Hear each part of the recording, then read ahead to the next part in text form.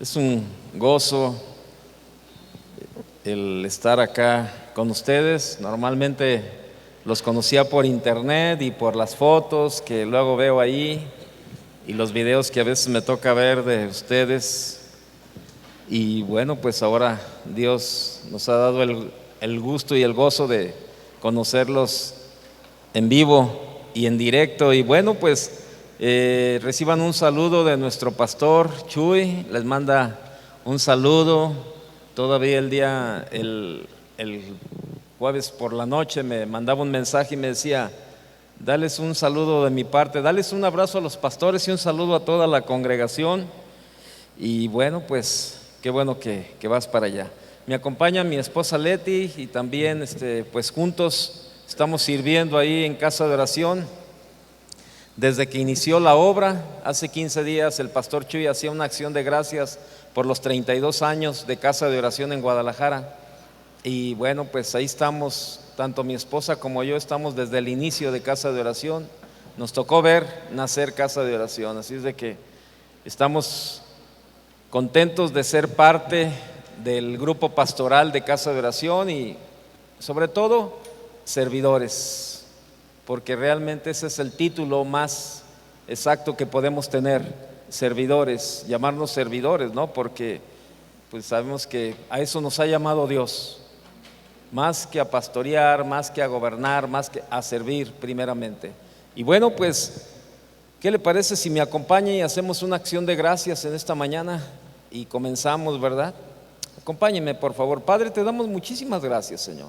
Muchas gracias, Dios, por este privilegio tan hermoso, Señor, de poder compartir de tu palabra, Señor, y de poder servirte, Señor. Estamos aquí en esta mañana todos, Señor, reunidos para seguir aprendiendo la mejor manera de servirte a ti primeramente y servir a cada una de las personas que tú pones en nuestro camino, Señor.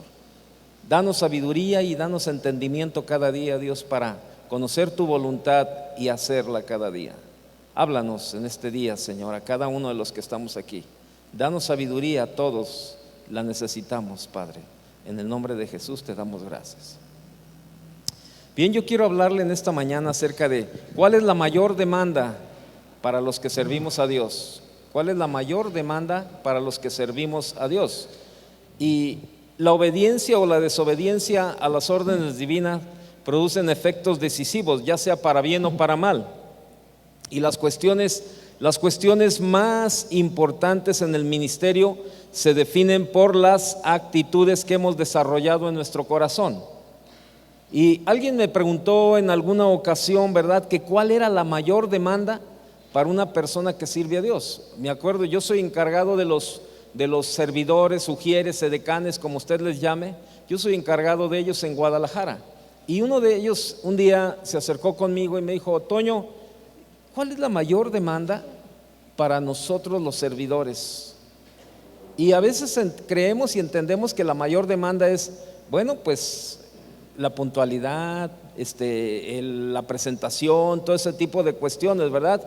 Y le digo: ¿qué entiendes tú por qué es lo que Dios te demanda a ti como un servidor? Y él me decía: bueno, pues que sea puntual, que sea, que venga con todo mi corazón a servirle, que tenga buena presentación, que tenga una buena actitud, que tenga…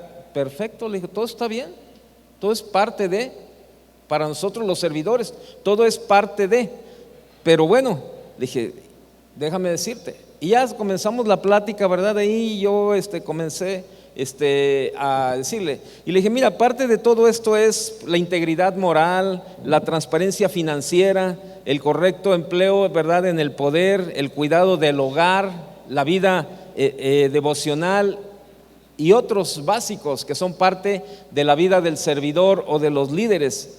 Sin embargo, la respuesta es otra, ¿no?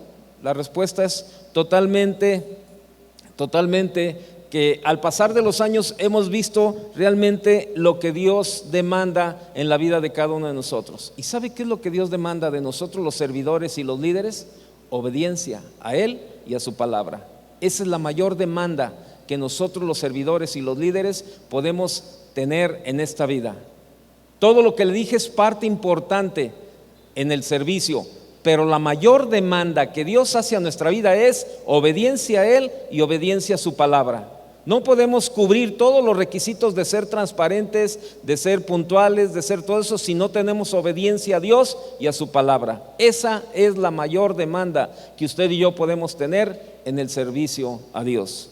Así es de que debemos de comenzar por esto, ¿no? Entonces, me ha tocado ver la vida de muchos pastores, de muchos líderes, misioneros y otras tantas personas, ¿no? Incluso, pues la misma vida de uno, ¿verdad? Entonces, que como hemos pasado, ¿verdad?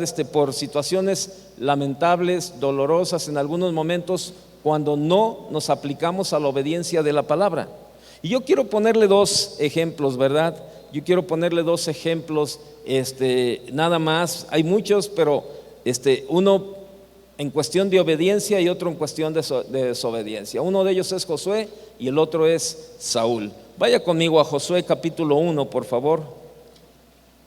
Entre las demandas que el Señor le hizo a Josué al asumir su función como líder, estaba la de obrar conforme a la ley. Vaya a Josué capítulo 1, verso 7, por favor. ¿Lo tiene? Dice Josué 1:7, solamente esfuérzate y sé muy valiente para cuidar de hacer conforme a toda la ley que mi siervo Moisés te mandó. No te apartes de ella. ¿De qué? ¿Sí? Ok. No te apartes de ella ni a diestra ni a siniestra, para que seas prosperado. ¿En qué?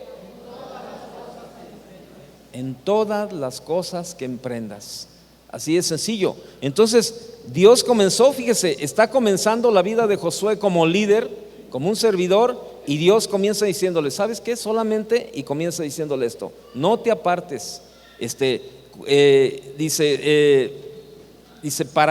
para cuidar de hacer conforme a toda, dice, la ley que mi siervo Moisés te mandó. Entonces Josué tenía que hacer esto. Le dijo que no se apartara ni a la derecha ni a la izquierda. Es decir, que la demanda suprema fue la obediencia al Señor y a su palabra. Esa fue la demanda suprema que Dios le hizo a Josué. Esta fue la demanda suprema, obediencia a Él y a su palabra. Y se puede observar este asunto a lo largo del libro de Josué como un factor decisivo para la conquista de la tierra prometida, ¿sí?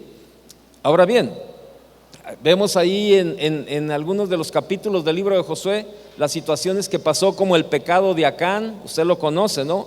Así como el lamentable error cometido con los gabaonitas ahí en el capítulo 9, evidenciaron los efectos tanto de la desobediencia como el descuido a la hora de buscar la voluntad del Señor. ¿Y qué le pasó a Josué? Le fue como en feria. O sea, la verdad, hubo problemas, ¿no? Vaya ahí al capítulo 7, por favor.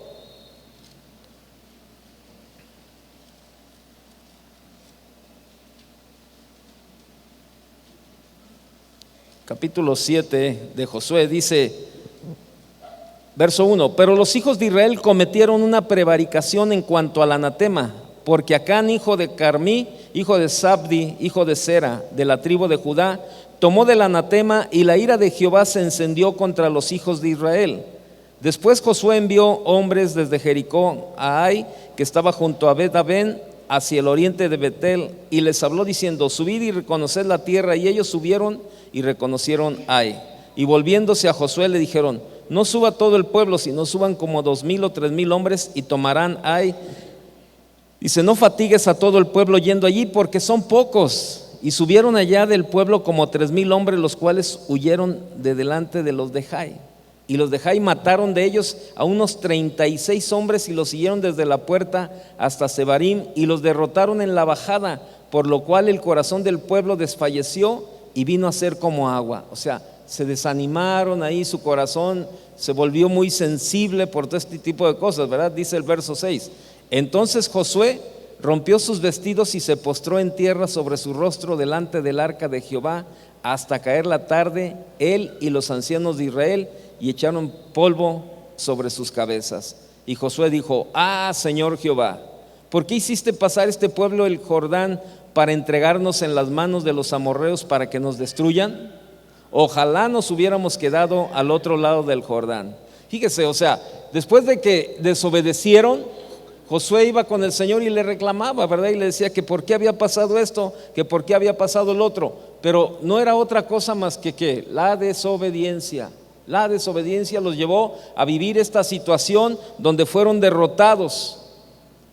¿Hasta qué? Hasta que descubrieron, ¿verdad?, toda la cuestión del pecado de Acán. Bueno, ahí vemos una parte de la desobediencia.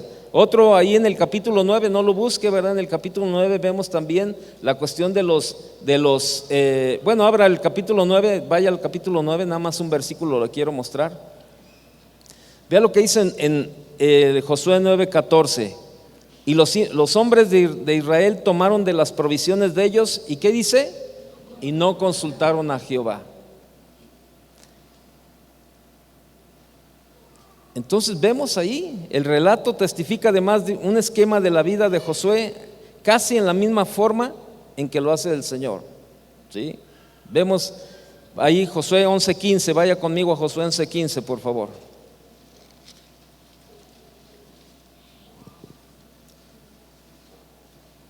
A excepción de estos errores, vemos cómo Dios se expresa de la vida de Josué. En el verso 15 dice: de la manera que Jehová lo había mandado a Moisés su siervo, así Moisés lo mandó a Josué, y así Josué lo hizo, sin quitar palabra de todo lo que Jehová había mandado a Moisés. Sin quitar palabra. Vaya al capítulo 21, por favor. Al verso 45. No faltó palabra de todas las buenas promesas que Jehová había hecho a la casa de Israel. Todo se cumplió, ¿sí? Entonces, de esta manera, ¿verdad? Dio también Dios al pueblo. Vea lo que dice el 43. De esta manera dio Jehová a Israel toda la tierra que había jurado dar a sus padres, y la poseyeron y habitaron en ella. Y Jehová les dio reposo alrededor, conforme a todo lo que había jurado a sus padres, y ninguno de todos sus enemigos pudo hacerles frente, porque Jehová entregó en sus manos a todos sus enemigos. Vemos ahí el ejemplo de Josué, cómo la Biblia nos habla de, ¿tuvo sus errores? Sí, tuvo sus errores, ya los vimos, ¿no? Pero realmente Dios pudo hablar de verdad de Josué, toda la cuestión de cómo él no se apartó de la ley, cómo él obedeció al Señor en todo lo que emprendía. Y bueno, vemos el resultado, ¿verdad? Que dice que no faltó palabra, dice, todo se cumplió, dice, todo se cumplió. Vemos ahí un caso en cuanto a la obediencia. Pero sin embargo, vemos el otro factor de la desobediencia con Saúl. Por otra parte, Saúl fue elegido por el Señor como el primer rey de Israel. Usted conoce la historia. 1 Samuel 10, por favor. 1 Samuel 10, verso 6.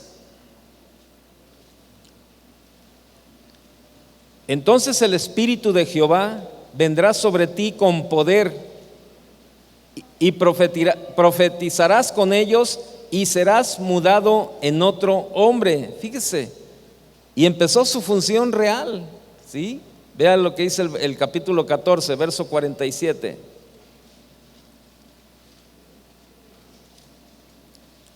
Después de haber tomado posesión del reinado de Israel, Saúl hizo guerra a todos sus enemigos en derredor, contra Moab, contra los hijos de Amón, contra Edom, contra los reyes de Soba y contra los filisteos. Y a donde quiera que se volvía, ¿era qué? Vencedor. Era vencedor. Lamentablemente Saúl se acostumbró al sabor del triunfo y comenzó a creer que le daba derecho a manejar a su gente como quisiera. Y no.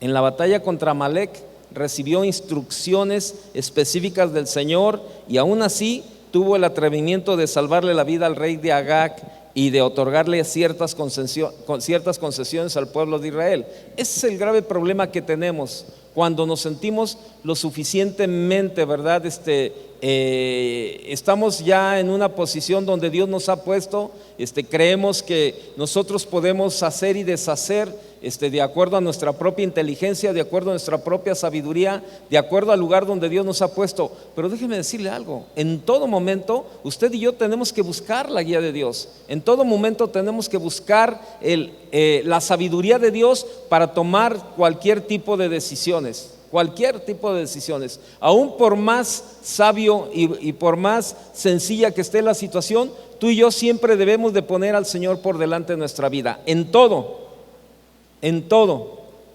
Ese es el caminar que debemos de tener. Déjeme decirle algo, todos los que estamos sirviendo a Dios, no se nos debe de quitar del pensamiento algo muy importante, que no estamos sirviendo fierros, no estamos sirviendo a cuestiones mecánicas, estamos sirviendo a almas.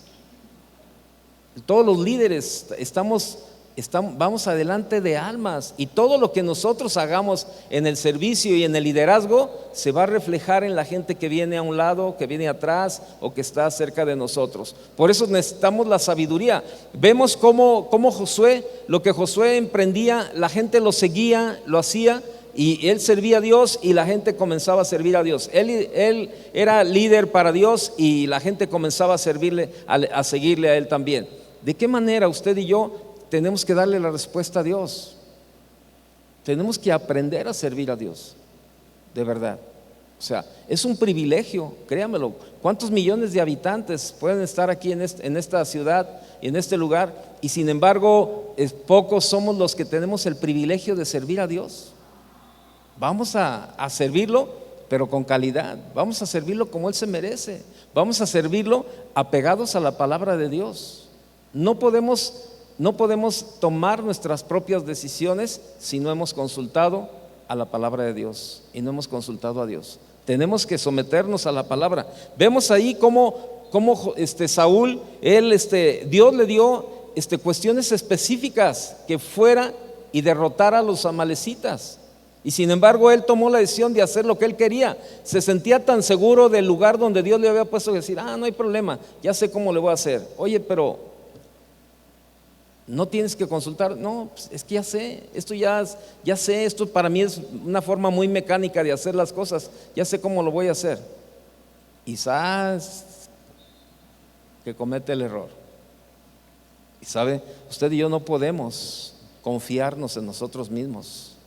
No podemos poner nuestra confianza en nuestra propia fuerza ni en nuestra propia sabiduría. Necesitamos ser guiados por Dios, créamelo, en todo momento.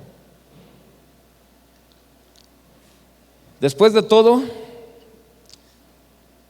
supongo que a lo mejor había pensado Saúl, ¿no? Agag, pues Agag no era responsable, la verdad, directo de lo que había disgustado a Dios. Y los animales engordados, ¿qué culpa tenían? Ninguna relación tenían en el asunto los pobres animales engordados que estaban ahí. Además, qué mejor idea que conservar el ganado para convertirlo en sacrificio para el mismo Dios. Oiga, pues no es un mal pensamiento, ¿no? Dice, oye, pobres animales, man, pues ahí están, mira qué buenos animales, ellos qué culpa tienen, ellos están fuera del asunto que compete. Además, pues Agag no es un responsable directo.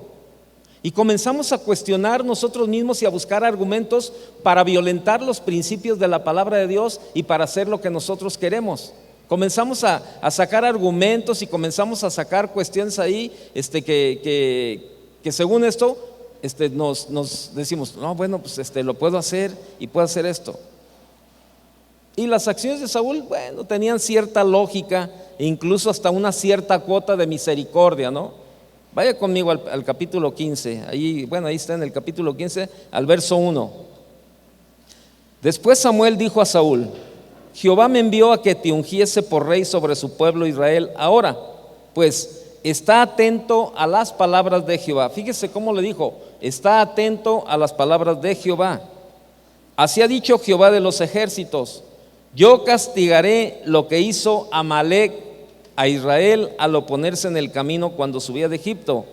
Ve pues y hiere a Amalec y destruye, ¿cuánto? Ok, todo lo que tiene, y no te apiades de él. Mata a hombres, mujeres, niños y aun los de pecho, vacas, ovejas, camellos y asnos. Saúl pues convocó al pueblo y les pasó revista en Telaim, 200,000 de a pie y 10,000 hombres de Judá. Y viniendo Saúl a la ciudad de Amalec, puso emboscada en el valle. Y dijo Saúl a los ceneos: idos, apartaos y salid de entre los de Amalec, para que no os destruya juntamente con ellos, porque vosotros mostrasteis misericordia a todos los hijos de Israel cuando subían de Egipto, y se apartaron los ceneos de entre los hijos de Amalec. Y Saúl derrotó a los amalecitas desde Ávila hasta llegar a Sur, que está al oriente de Egipto, y tomó vivo a Agag, rey de Amalec, pero a todo el pueblo mató a filo de espada. Y Saúl y el pueblo perdonaron a Agag y a lo mejor de las ovejas y del ganado mayor, de los animales engordados, de los carneros y de todo lo bueno, y no lo quisieron destruir. Mas todo lo que era vil y despreciado, ¿qué? Destruyeron. Pregunta: ¿Saúl obedeció a Dios o no? A medias. Y una obediencia a medias es desobediencia. Y eso es algo bien importante. ¿Estamos sirviendo a Dios realmente como deberíamos de servirle? ¿O lo servimos como queremos? ¿Cómo estamos sirviendo a Dios? ¿Como Dios quiere? ¿Como Él nos demanda? ¿O como nosotros queremos servirle a Él? Sigues las instrucciones que te dan, pero lo haces de mala gana, de mala forma. Está bien, porque lo tengo que hacer. O sea, pero no hay una convicción en tu corazón, decir: no, es que esto es lo que debo de hacer y en eso me voy a mantener. O sea, pero no hay una convicción. Y hay cosas que las haces de mala gana, con una mala actitud. Probablemente a lo mejor llegó este seminario, ¿verdad?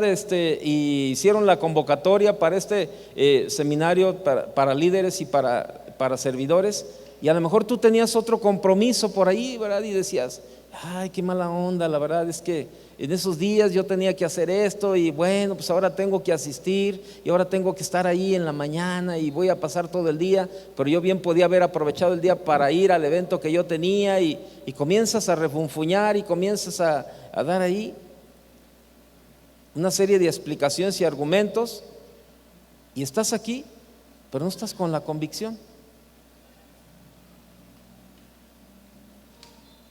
¿Suele pasar o no? Sí, fíjese que sí. Y la pregunta es: ¿de qué manera estamos sirviendo a Dios? ¿A medias? ¿O realmente toda nuestra convicción y toda nuestra convicción a obedecer a Dios y a obedecer lo que tenemos que hacer es eso? Servir a la gente. Antes de servir a la iglesia, antes de servir al liderazgo, ¿a quién estamos sirviendo? A Dios. A Dios. Por eso dice la Biblia: y todo lo que hagáis, en Colosenses 3:23, todo lo que hagáis, hacedlo ¿de qué? De corazón. Hacedlo de corazón, como para Dios y no para los hombres. Eso es algo que nunca debemos de quitar de nuestro pensamiento, que todo lo que usted y yo estamos haciendo es para Dios y no para los hombres. Y cuando entendamos esa parte de que todo es para Dios, que nos caiga el 20, que tengamos la convicción, créamelo que nuestra actitud va a cambiar. Porque si todavía creemos que estamos sirviendo al hombre, ¿verdad? No hemos entendido el llamado de Dios a nuestra vida. Los que son maestros de niños, ¿verdad? Cuando ven esos niños y el niño es inquieto, el niño es travieso, el niño es así. Pues sí, tú ves un niño inquieto, tú ves un niño travieso, y eso es en lo que tú te reflejas. Pero tú no sabes lo que ese niño el día de mañana va a ser, lo que Dios va a poder hacer en la vida de ese niño. Si tú le comienzas a servir de corazón a ese niño, en lugar de renegar, en lugar de quejarte, en lugar de enojarte. Tenemos que tener una actitud de siervos, y en muchos lugares lo que menos tenemos es una actitud de siervo, créamelo. Hacemos las cosas por obligación, con mala actitud. Saúl obedeció al Señor, pero a medias. Sí destruyó una parte de lo que el Señor le dijo, pero él en su propia sabiduría, con sus argumentos, guardó la vida del rey, guardó la vida de los animales y sí argumentó cosas ahí como de misericordia y todo eso, pero sin embargo no obedeció a Dios, como Dios le había dicho que hiciera las cosas. ¿Qué es lo que Dios te ha dicho que hagas? Y probablemente no lo has hecho. Probablemente a lo mejor algunos todavía tienen que cambiar la actitud, esa actitud para tratar a la gente, para hacer lo que tienen que hacer. Acuérdense que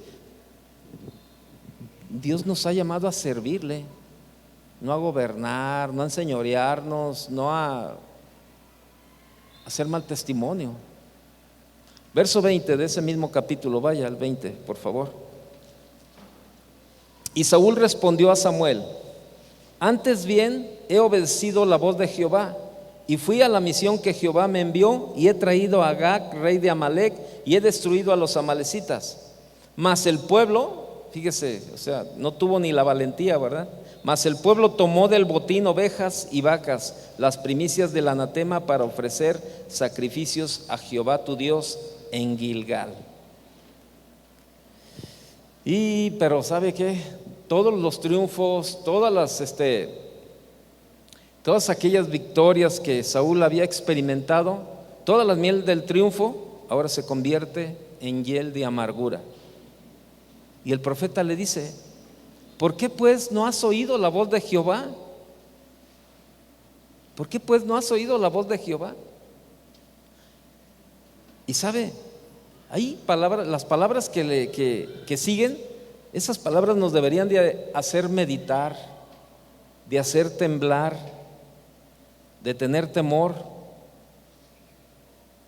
Verso 22. Porque como pecado de adivinación es la rebelión, y como ídolo e idolatría la obstinación. Perdón, el verso 21 me brinqué, el 22, perdón, me lo brinqué, perdón. Verso 22. Y Samuel dijo: ¿se complace Jehová tanto en los holocaustos y víctimas como en que se obedezca a las palabras de Jehová? Ciertamente el obedecer es mejor que los sacrificios, y el prestar atención que la grosura de los carneros.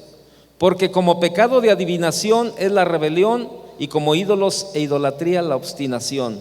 Por cuanto tú desechaste la palabra de Jehová, Él también te ha desechado para que no seas rey. Fíjese, dice el verso 22: se complace tanto en los holocaustos, dice, y víctimas, como en que se le obedezca las palabras de Jehová. ¿Qué es mejor?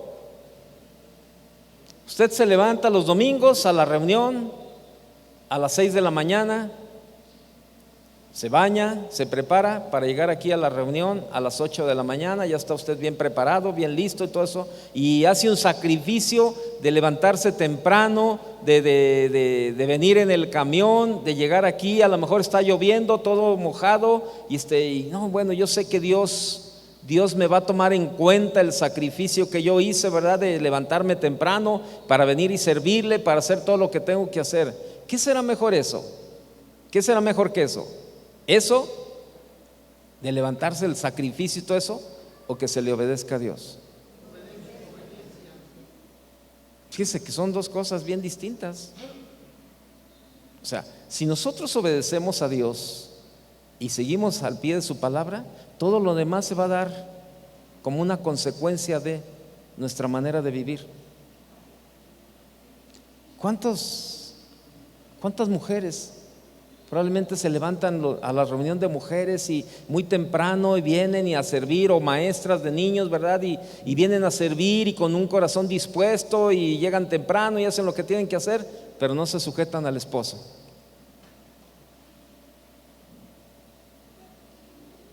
Dejan la casa tirada, dejan todo ahí, ¿verdad? Los niños ahí sin desayunar. No, pero es que voy a mi servicio, voy a servir a mi Señor.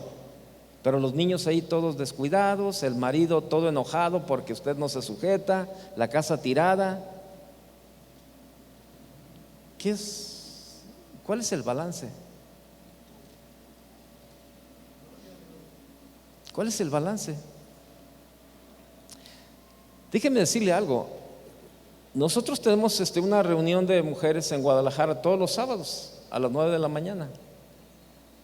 Y hay mujeres que llegan desde las 7 de la mañana, 6:30, para poner el café y hacer todo lo que tienen que hacer, 6:30. Y tienen un buen corazón para servir.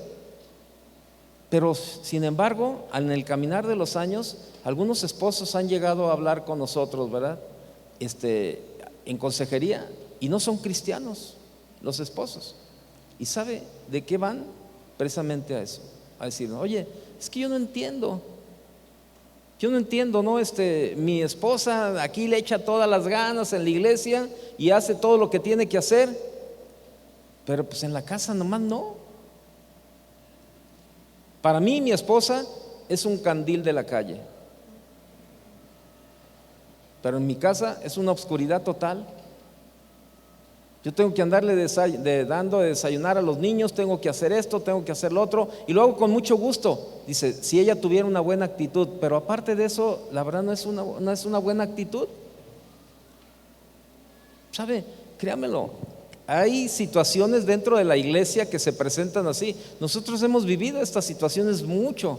Hemos tenido que hablar con hombres y con mujeres que están sirviendo a Dios. Ahorita le estoy presentando el ejemplo de una mujer, pero déjeme presentarle el ejemplo de un hombre. Teníamos un instituto bíblico y teníamos la cuestión de salir a misiones. Dentro de la enseñanza era también el área misionera. Y entonces, se levantaban grupos para ir a la sierra, ¿verdad? En algunas de las obras de casa de oración, a servir allá en Oaxaca, en Guerrero, en Chiapas, en todos esos lados. Y entonces, un día fue a hablar una esposa conmigo y me dijo, oye, Toño, te quiero preguntar algo. ¿Es exigencia que los esposos vayan a las misiones? No, bueno, no es exigencia, pero el que puede, pues puede hacer. ¿Pero por qué? Dice, es que mira, mi esposo trabaja mucho. Sí, yo reconozco que mi esposo trabaja mucho. Dice, pero tenemos hijos pequeños. Y los fines de semana mis hijos le dicen, papá, llévanos al parque, papá, vamos a jugar fútbol, papá, vamos a hacer esto. Y él dice, no, yo no tengo tiempo, yo estoy muy cansado, toda la semana he trabajado, aparte tengo mucha tarea del instituto, tengo muchas cosas que hacer. Dice, no puedo, díganle a su madre que lo saque a pasear. Entonces, dice, yo tengo que llevarlos a pasear porque pues él se queda a hacer sus tareas. Entonces yo no sé si soy un estorbo para él en el instituto si yo le digo que nos acompañe. Entonces yo lo veo que está haciendo tareas y está haciendo todo. Dice, y luego pues me salió que va a ir a misiones. Dice, oh, está bien. Dije, bueno, pues a lo mejor es como Dios mueve. Está bien, pues que se vaya a misiones. Una semana se fue a misiones. Pidió una semana de permiso en el trabajo. Y dice, entonces fue a las misiones. Y cuando regresa, me enseña las fotos. Dice, y no, pues yo lo veía ahí bien sonriente, abrazado con las hermanas allá en las fotos misioneras, ¿verdad? Allá, bien padre. Y yo decía, yo muchas veces le he dicho, oye, abrázame, ándale. No, vete, tengo mucha tarea del instituto, déjame trabajar, déjame hacer esto, déjame hacer lo otro. Pero yo le pido un abrazo y no me quiere dar nada. Y sin embargo lo veo ahí en las fotos bien sonriente, ahí bien amable con las hermanas y bien así. Los niños le piden un día para ir al parque y no tiene tiempo, y pide una semana para irse a misiones. Oye, ¿dónde está el balance? ¿Dónde está la congruencia? ¿Es correcto? Ahora, ¿está destinando su semana de vacaciones para un mal fin? No, es un buen fin. Es un buen fin. Pero, ¿qué es lo primero?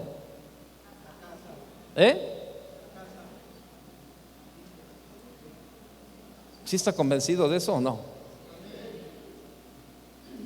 Definitivamente. Entonces, yo hablé con el director del instituto y le dije, ¿sabes qué sería bueno? Que cuando vengan, y en todos los ministerios, cuando alguien venga a involucrarse, que quiera, oiga, quiero servir en el área de Ujier o como maestro de niño.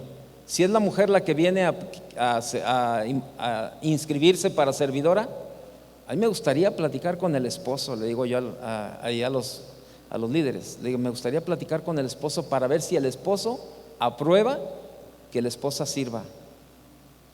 O me gustaría, si es el esposo el que viene, me gustaría citar al esposo y decirle: oye, ¿tú apruebas que tu esposo sirva? ¿Tu esposo califica como servidor? Yo le puedo asegurar que muchos reprobarían. ¿Por qué? Porque eso es bien fácil. Servir en la iglesia es bien fácil.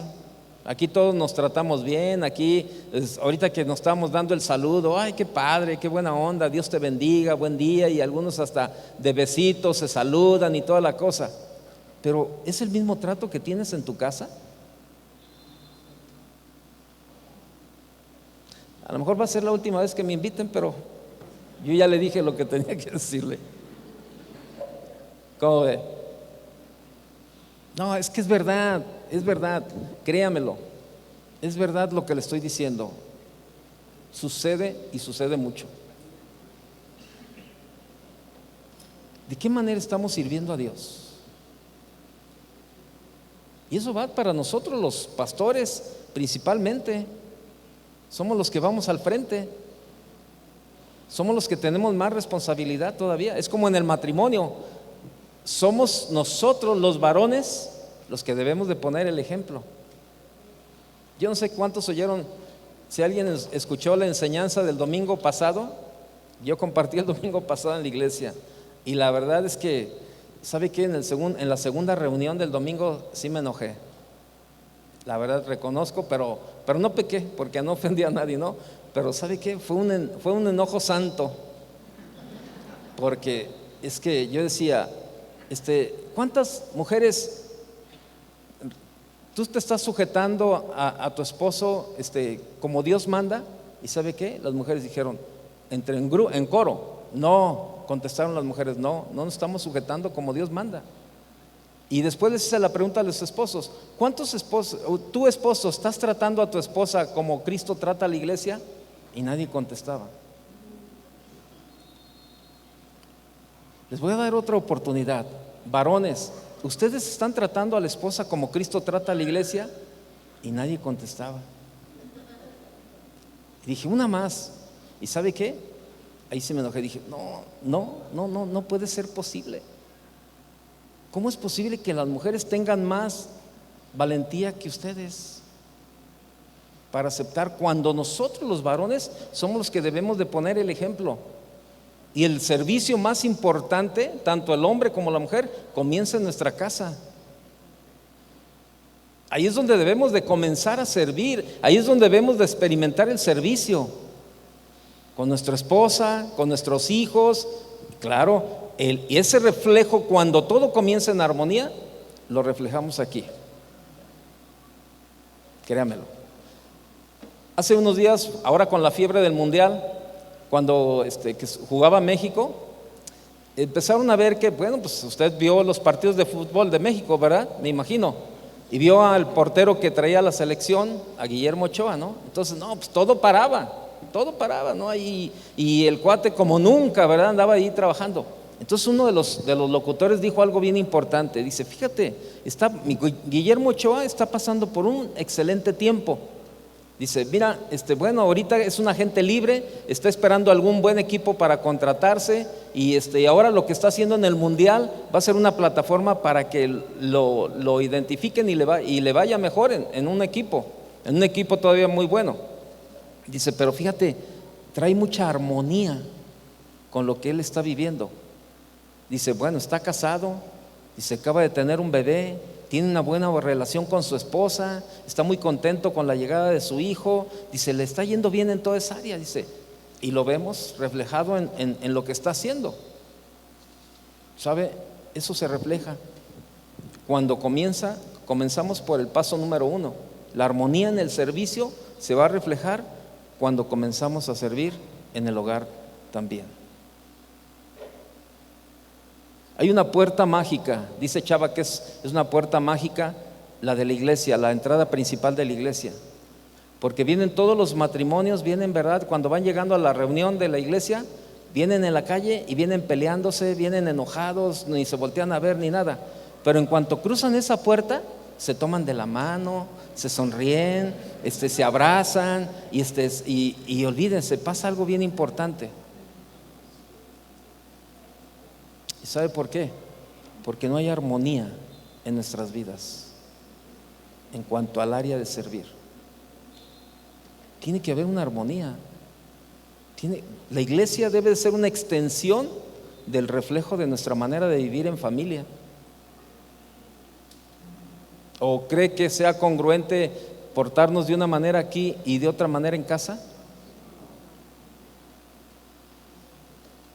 Y le digo, para nosotros los pastores es importante, somos los primeros a los que Dios nos va a llamar a cuentas. Los dos ejemplos citados nos ubican en el punto exacto en lo que es nuestra suprema demanda, como simples creyentes, como seguidores de Jesucristo, pero aún más como líderes y como servidores.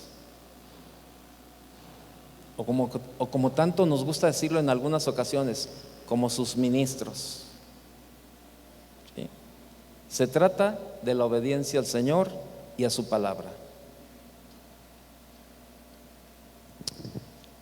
Es verdad, tiene que haber una congruencia en nuestra manera de servir a Dios. Todo se refleja.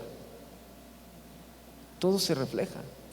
Si eres un excelente servidor aquí, si eres un excelente líder, lo mínimo que yo puedo imaginarme es que así debemos de ser en la casa también, en el trabajo. ¿Sabe? Qué penoso es cuando pasan cosas.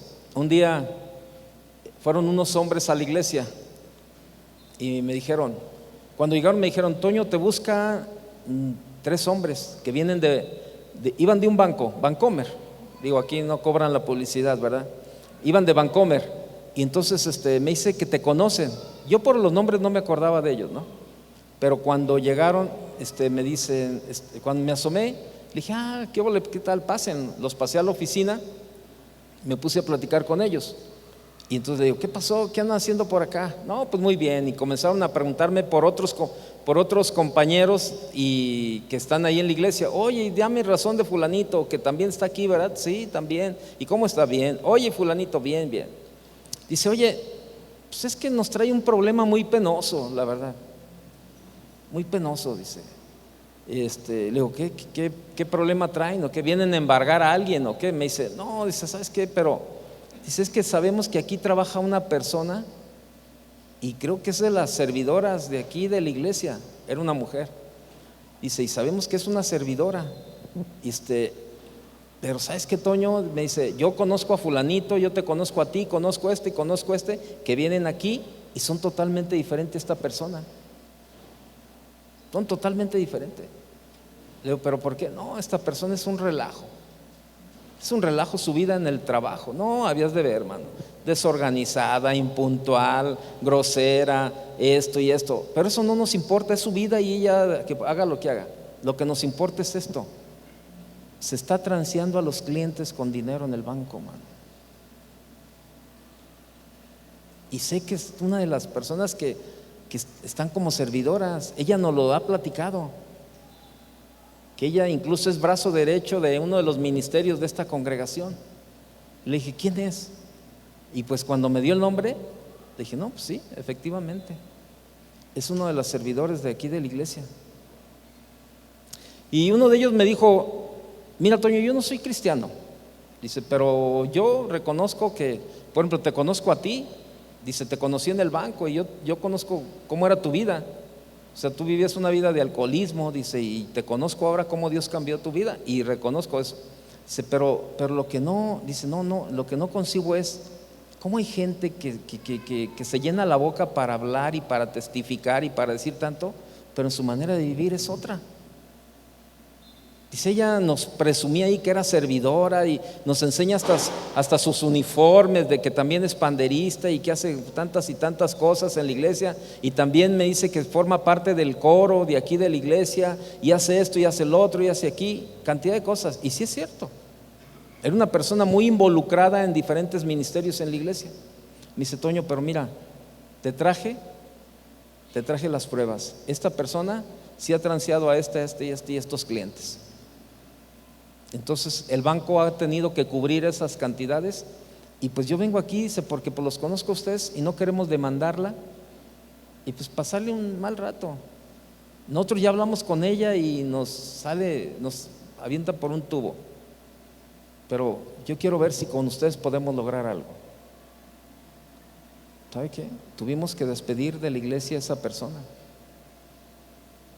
Era un mal testimonio.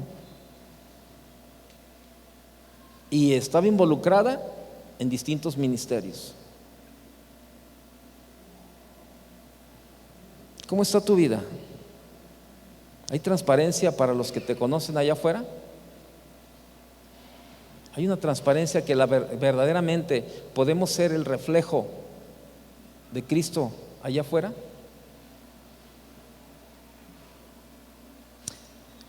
¿Sabe que muchos cristianos son obstáculo para que la gente se convierta por su manera de vivir y sus testimonios?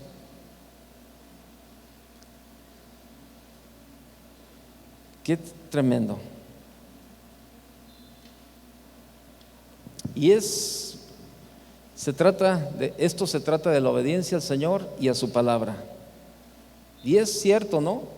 Que cada día podemos afirmar que cada día hay un torrente de gracia y de misericordia que fluye, ¿verdad?, del Señor hacia nosotros. Igualmente es correcto reconocer que la preciosa sangre de Jesús nos limpia de todo pecado y que si no fuera por esto, no podríamos siquiera seguir a nuestro maestro, a nuestro mejor ejemplo. Pero en medio de todas estas creencias tendemos a olvidar a menudo que el Señor requiere nuestra obediencia a Él y a su palabra, y que como Josué y Saúl, la obediencia o la desobediencia a las órdenes divinas producen efectos decisivos, ya sea para bien o para mal en nuestra vida. Créanme. ¿Cuántos de nosotros hemos tenido que llorar derrotas, fracasos, pérdidas o vergüenzas por causa de la desobediencia, aunque lo ocultemos a los demás? Qué tremendo. Saúl vivió y reinó en estado de rebelión bastantes años después de que Dios le había desechado, y lo mismo sucedió con otros líderes del pueblo de Dios. Pero tarde o temprano la desobediencia o la obediencia producen los frutos verdaderos. Tarde que temprano. Segunda de Corintios capítulo 10, por favor.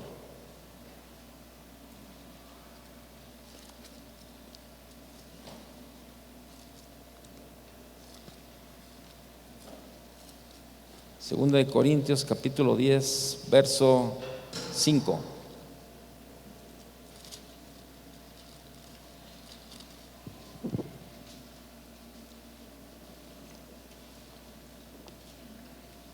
¿Lo tienes? Segunda de Corintios 10, 5.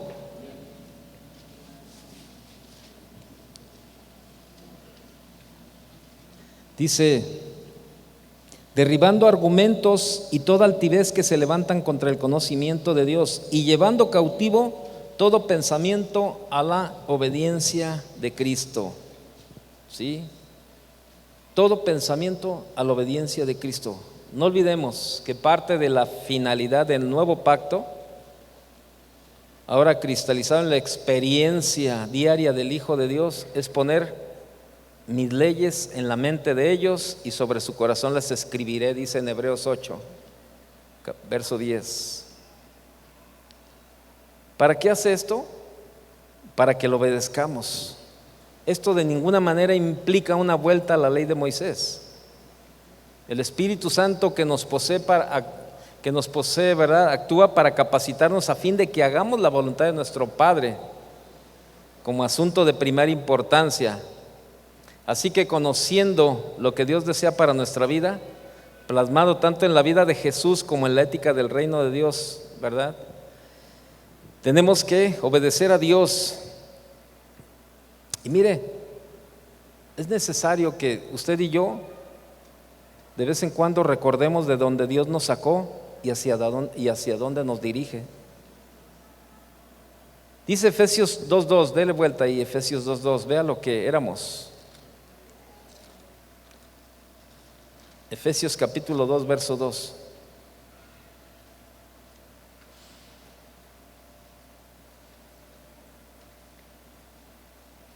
Desde el verso 1 dice: y Él os dio vida a vosotros cuando estabais muertos en vuestros delitos y pecados, en los cuales anduvisteis en otro tiempo siguiendo la corriente de este mundo, conforme al príncipe de la potestad del aire, el espíritu que ahora opera en los hijos de desobediencia, entre los cuales también todos nosotros vivimos en otro tiempo en los deseos de nuestra carne, haciendo la voluntad de la carne y de los pensamientos, y éramos por naturaleza hijos de ira, lo mismo que los demás. Pero Dios, que es rico y en misericordia, por su gran amor con que nos amó, aun estando nosotros muertos en pecados, nos dio vida juntamente con Cristo. Por gracia sois salvos. Y juntamente con Él nos resucitó, y asimismo nos hizo sentar en lugares celestiales con Cristo Jesús, para mostrar en los siglos venideros las abundantes riquezas de su gracia en su bondad para con nosotros en Cristo Jesús. Porque por gracia sois salvos por medio de la fe, y esto no de vosotros, pues es don de Dios, no por obras, para que nadie se gloríe. ¿Sí? Primera de Pedro 1:14, por favor.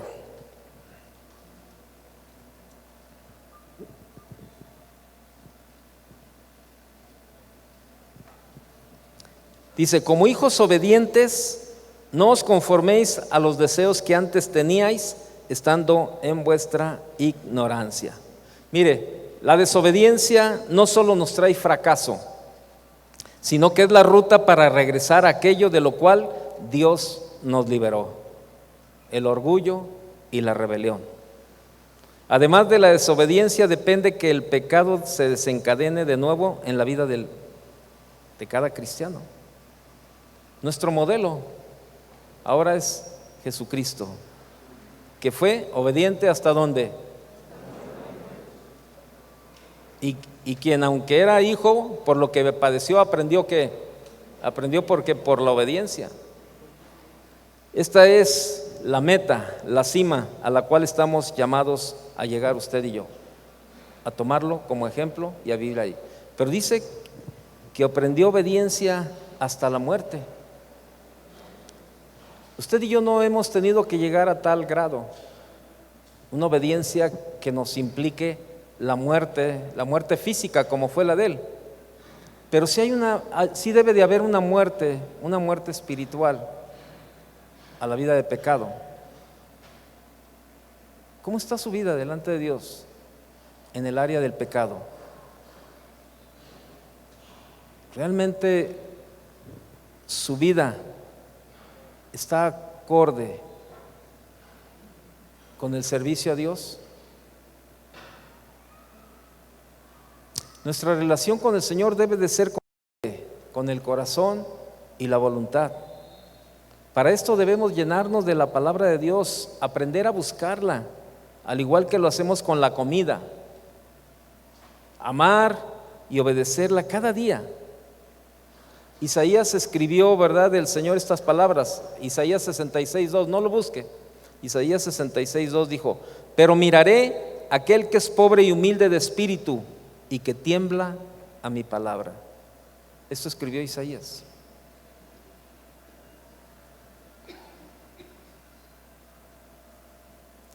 El salmista experimentó y enseñó: ¿quién podrá entender sus propios errores? Líbrame de los que me son ocultos. Preserva también a tu siervo de las soberbias, que no se enseñoríen de mí. Salmo 19, versos 12 y 13. Jeremías, el gran profeta, recomendó: escudriñemos nuestros caminos y busquemos y volvemos a Jehová. Lamentaciones 3, verso 40. Cada día de nuestra vida tenemos que escudriñarnos. Ya le dije y le repito, yo soy encargado de los sugieres ahí en Guadalajara, y yo tengo reuniones con ellos cada 8 días. tengo mis pláticas con ellos cada 8 días, siempre tengo una enseñanza con ellos y aprovecho un tiempo para platicar con algunos de ellos, ¿no? Conforme el Señor me va mostrando, y me acerco a platicar con ellos. Y en esa plática, que es bastante de verdad importante en el sentido de la retroalimentación que tenemos, ¿no? Yo comienzo a preguntarles cómo está su vida, porque yo soy encargado de ellos, pero yo tengo una responsabilidad delante de Dios como encargado de ellos, de estar al pendiente de sus vidas y de estar al pendiente de cómo está la situación. Están involucrados con las cuestiones de dinero porque recogen la ofrenda y todo eso. Entonces yo comienzo a platicar con ellos y les digo, ¿cómo está tu vida? ¿Cómo está tu relación? Aún de sus finanzas les pregunto, ¿cómo vas? ¿Y cómo esto? ¿Y cómo lo otro? ¿No? ¿Y cómo te sientes para seguir sirviendo este tiempo? No, pues sí, me siento bien, pero así. Y llega el en que ellos me dicen, pues yo quisiera sentarme. Y cuando yo veo que es necesario que se sienten, pues yo le digo, bueno, sí, sería un buen tiempo que te tomes. Pero cuando veo que es por un desánimo, por algo, al contrario, ¿no? Le animo y lo impulso y le hago. ¿Sabe por qué? Porque es una gran responsabilidad. Pero también tenemos que estar al pendiente de la gente que está sirviendo. Tenemos que estar ahí al pendiente, ¿no? Porque a veces solamente decimos, oye, qué mala actitud trae esta persona, oye, este cuate está haciendo las cosas, no está haciendo las cosas como deben de ser. Pero también tenemos que interesarnos en esta parte de conocer el estado de las ovejas. Entonces parte de un servicio que tenemos que desarrollar en el ministerio. Debemos evaluarnos a diario a nosotros mismos, situarnos con honestidad y sinceridad delante de Dios, para que a la luz de su palabra y de su espíritu alumbre nuestra conciencia, a fin de extirpar debidamente aquello que huela a podrido,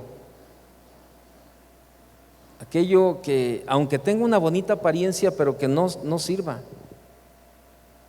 La obediencia generalmente se va generando en actitudes y acciones muy sencillas, pequeñas y constantes.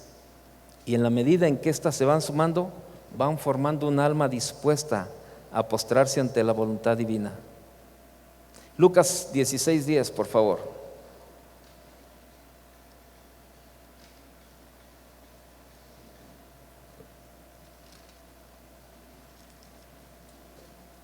Lucas 16:10.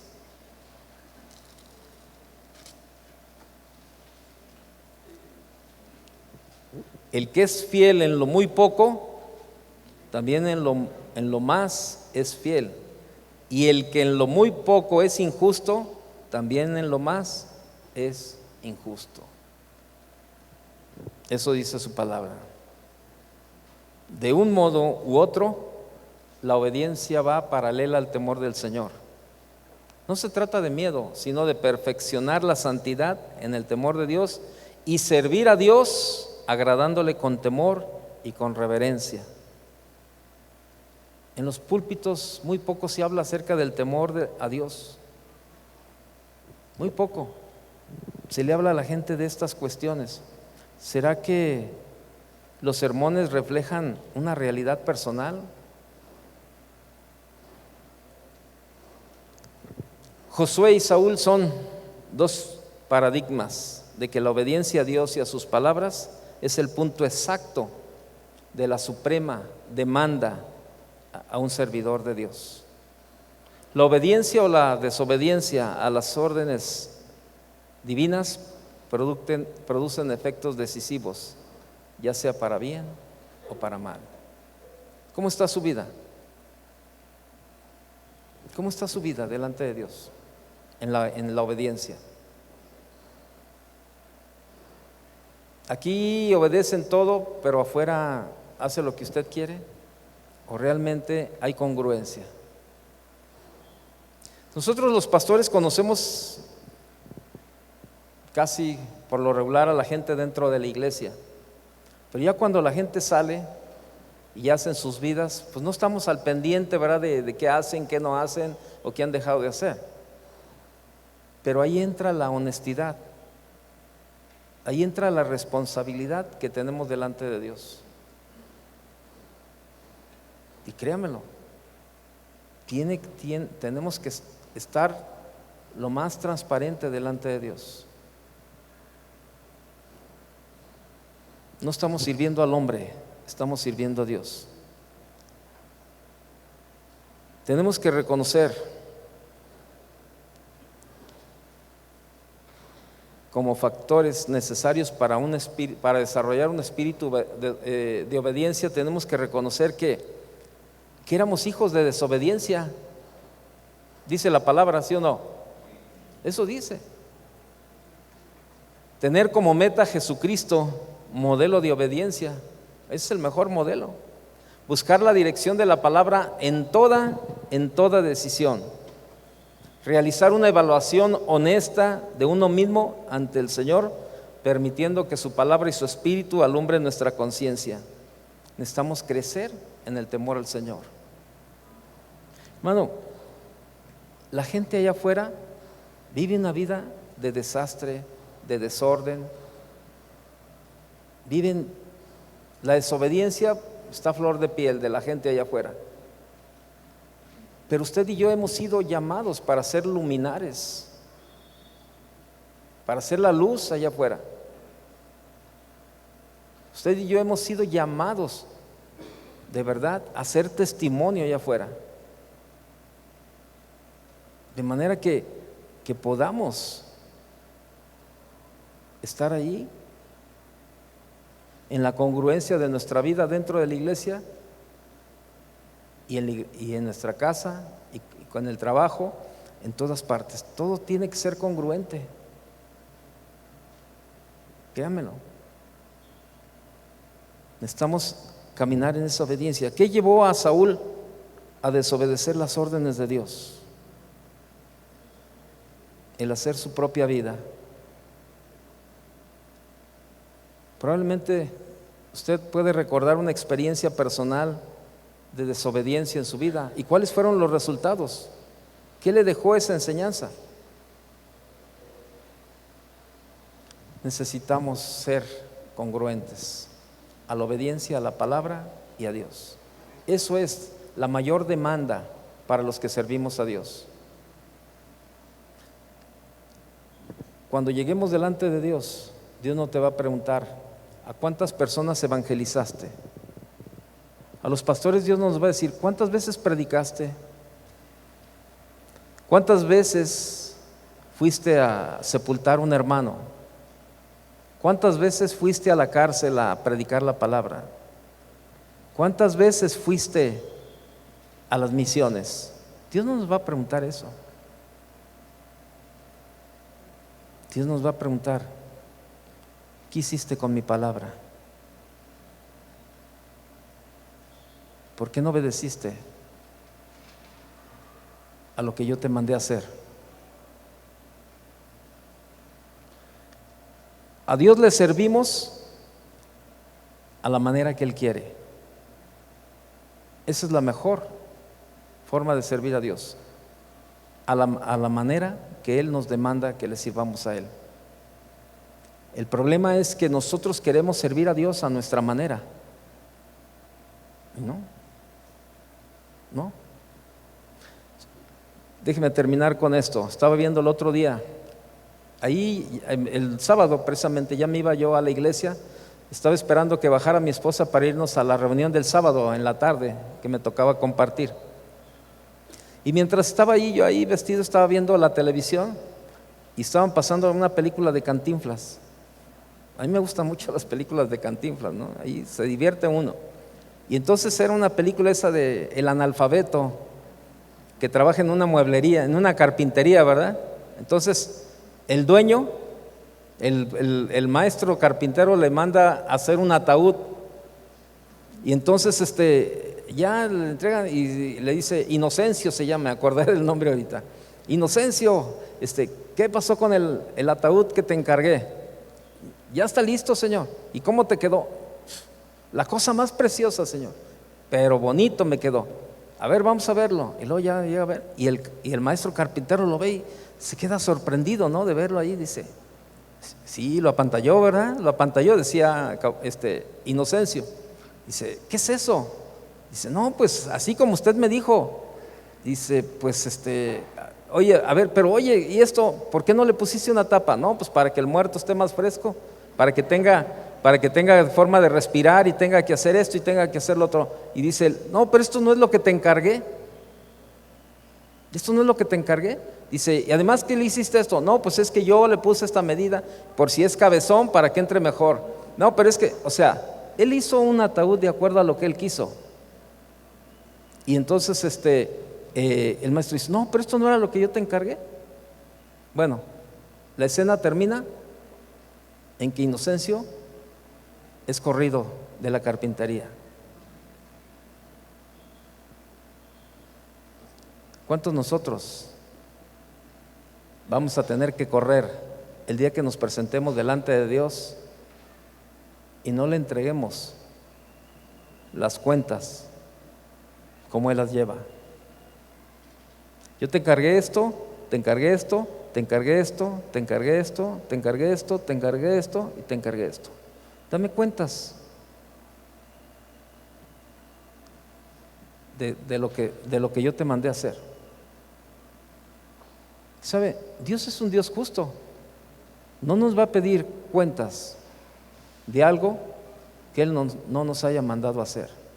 Y probablemente tú estás ahora sentado aquí y Dios te ha estado hablando desde hace tiempo a hacer algo que Él te ha pedido y no lo has hecho, como también a dejar de hacer algo que tú sabes que también Él te lo ha pedido que dejes de hacerlo, y no ha habido obediencia. Y puedes ser un excelente servidor o un excelente pastor, un excelente líder, un excelente ministro, pero si no hay una obediencia a la palabra y a Dios, es muy difícil que haya congruencia en nuestra manera de vivir.